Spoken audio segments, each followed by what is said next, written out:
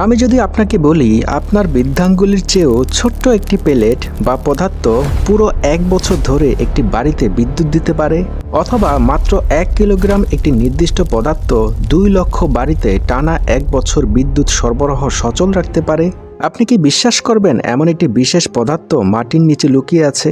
হয়তো আপনি ধারণা করতে পেরেছেন সেই পদার্থটি কি। সেটি হচ্ছে ইউরেনিয়াম, পৃথিবীতে সবথেকে শক্তিশালী ও মূল্যবান পদার্থ হিসেবে পরিচিত। কিন্তু কিভাবে একটি সাধারণ পাথরের মধ্যে এত শক্তি থাকতে পারে, কেন এটি এত বিপজ্জনক, আজ আমরা অনুসরণ করব এর পুরো যাত্রা।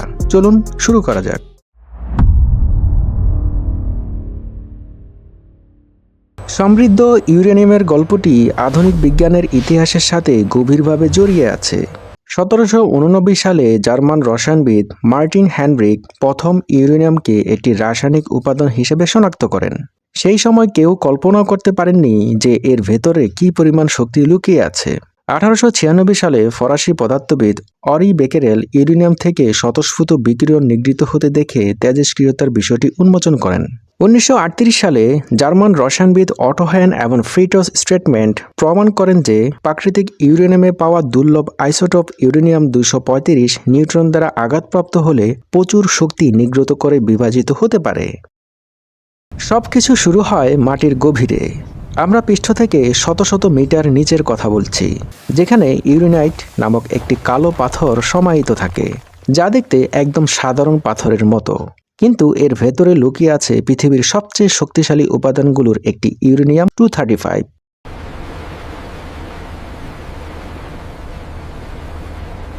সবচেয়ে অবাক করা বিষয় হলো প্রতিটি পাথরে ইউরেনিয়ামের পরিমাণ খুবই কম, 1%-এর চেয়েও কম।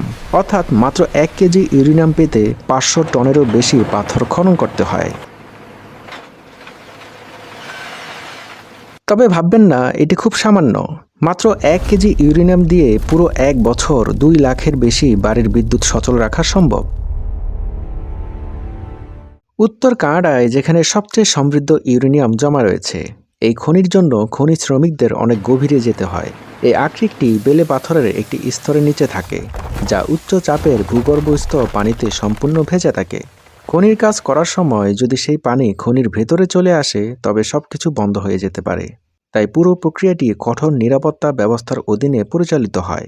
কারণ আকরিক পাথরের আকারে এটি চুল্লির মতো মারাত্মক না হলেও এর ভেতরের ইউরেনিয়াম অত্যন্ত তেজস্ক্রিয়। সঠিকভাবে নাড়াচড়া না করলে এটি এলাকাকে দূষিত করতে পারে, শ্রমিকদের মারাত্মক ঝুঁকিতে ফেলতে পারে এবং এমনকি বিপর্যয় ডেকে আনতে পারে। তাই প্রকৌশলীরা একটি চতুর সমাধান বের করেছেন। তারা আকরিক স্তরের চারপাশে মাটির নিচে 200টি পাইপ খনন করে এবং সেগুলোর মধ্য দিয়ে -30°C তাপমাত্রার শীতল তরল পাম্প করে। এটি চারপাশের পাথর এবং পানিকে জমিয়ে কঠিন বরফে পরিণত করে, যা একটি প্রাকৃতিক বরফের প্রাচীর তৈরি করে। এর ফলে শ্রমিকরা ভেতরে নিরাপদে কাজ করতে পারে এবং খনন করতে পারে। এরপর রিমোট কন্ট্রোল ড্রিল ব্যবহার করে, কারণ আকরিকের কাছে রেডিয়েশনের মাত্রা এত বেশি যে শ্রমিকরা সেখানে দাঁড়াতে পারে না। তারা পাথরে গর্ত করে, এটি ভেঙে ফেলে এবং রিমোট কন্ট্রোল কার্ডে লোড করে। এই কার্ডগুলো আর্কিডকে একটি স্ক্যানারে পাঠায়, যা এর তেজস্ক্রিয়তা পরিমাপ করে এবং ভেতরে কতটা ইউরেনিয়াম আছে তা নির্ধারণ করে।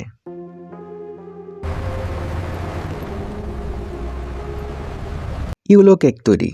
যখন ইউরেনিয়াম মিশ্রণ প্রক্রিয়াকরণ কেন্দ্রে পৌঁছায়, তখন আসল রসায়ন শুরু হয়।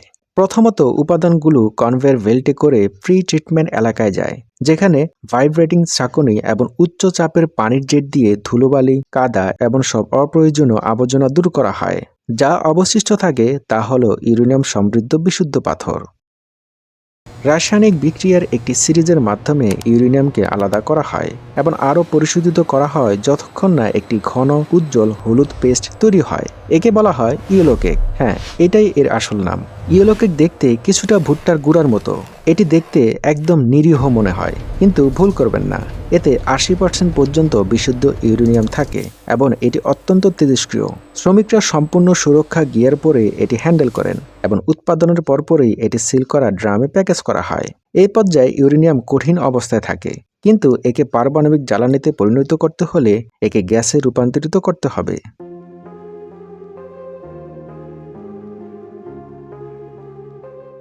ইয়েলো কেকের সিল করা ড্রামগুলো একটি রূপান্তর কেন্দ্রে পৌঁছায়, যেখানে লক্ষ্য থাকে সেই হলুদ গুঁড়াকে গ্যাসে রূপান্তরিত করা। এবং এটি সাধারণ কোনো গ্যাস নয়, এটি একটি নির্দিষ্ট গ্যাস থাকে যাকে বলা হয় ইউরেনিয়াম হেক্সাফ্লোরাইড। এটি যেভাবে কাজ করে, ইউলোকে প্রথমে অ্যাসিডে দ্রবীভূত করা হয় এবং আরও বিশুদ্ধ করা হয়। এরপর এটি বেশ কয়েকটি রাসায়নিক ধাপের মধ্য দিয়ে যায় এবং প্রায় 500 ডিগ্রি সেলসিয়াস তাপমাত্রায় উত্তপ্ত করা হয়। এই প্রক্রিয়ার মাধ্যমে এটি ফ্লোরিন গ্যাসের সাথে প্রক্রিয়া করে এবং ইউরেনিয়াম হেক্সাফ্লোরাইডে রূপান্তরিত হয়। এখন ইউরেনিয়াম হেক্সাফ্লোরাইড একটি অদ্ভুত উপাদান।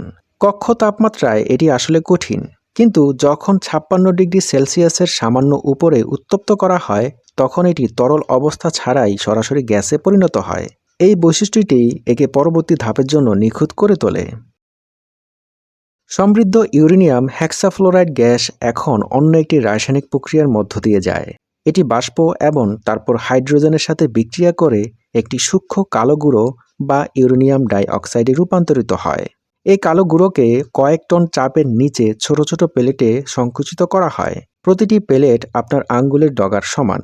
এই ছোট প্লেটগুলো দেখতে একদম সাধারণ মনে হতে পারে, কিন্তু এর এক একটি 800 কেজি কলার সমান শক্তি ধারণ করে, অথবা 560 লিটার তেলের সমান। চাপ দেওয়ার পর প্লেটগুলো একটি উচ্চ তাপমাত্রায় চুল্লিতে যায় এবং 1000 ডিগ্রি সেলসিয়াসের বেশি তাপমাত্রায় প্রায় 24 ঘন্টা পোড়ানো হয়।